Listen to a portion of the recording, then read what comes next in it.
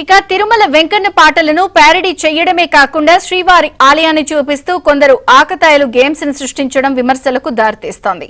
కొద్ది రోజుల క్రితం శ్రీవారి గోవిందనామాలను ప్యారడీ చేస్తూ ఓ తమిళ చిత్రంలో ఏకంగా పాటను చిత్రీకరించగా టీటీడీ సీరియస్ అవ్వడంతో మూవీ టీం ఆ పాటను తొలగించింది. ఈ ఘటన మరొక ముందే ఓ ఆకతాయి గ్రాఫిక్స్ తో శ్రీవారి ఆలయాన్ని చూపిస్తూ ఓ గేమ్ ని చిత్రీకరించడం వివాదాస్పదమవుతోంది. కేశవాయ నమః శ్రీ శ్రీనివాసం మాధవాయ నమః శ్రీ శ్రీనివాసం శ్రీ విష్ణవే.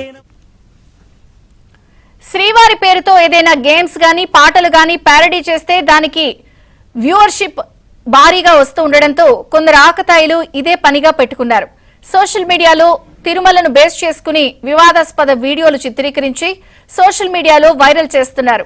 ఇలాంటి వారిపై లీగల్ గా చర్యలు తీసుకునే అవకాశం టీటీడీకి లేకపోవడంతో ప్యారడీ పాటలు వీడియోలు చేసే వారిపై ఎలాంటి చర్యలు తీసుకోవాలో తెలియక టీటీడీ యంత్రాంగం కూడా దిక్కుతోచని స్థితిలో ఉంది.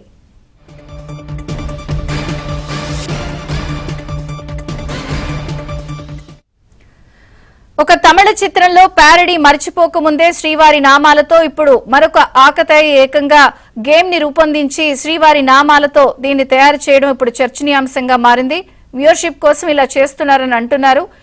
ప్రస్తుతం భక్తులు కూడా ఆగ్రహం వ్యక్తం చేస్తున్నారు. వివరాలు జితేంద్ర అందిస్తారు. జితేంద్ర.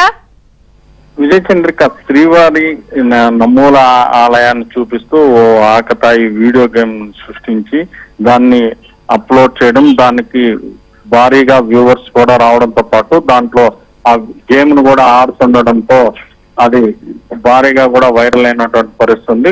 గత కొంతకాలంగా కూడా తిరుమల కేంద్రంగా చేసుకుని కొందరు యూట్యూబర్స్ స్వామివారి పాటలతో పాటు ఆలయాన్ని కూడా చూపిస్తూ ప్యారడీ చేస్తూ కూడా వివిధ వీడియోలను కూడా రూపొందిస్తున్నారు. దీనికి భారీగా వ్యూవర్షిప్ వస్తుండడంతో దాన్ని చూసి చాలా మంది కూడా ఇలాంటి వీడియోలని చేస్తుండడంతో శ్రీవారి భక్తుల మనోభావాలు కూడా దెబ్బతింటున్నటువంటి పరిస్థితి.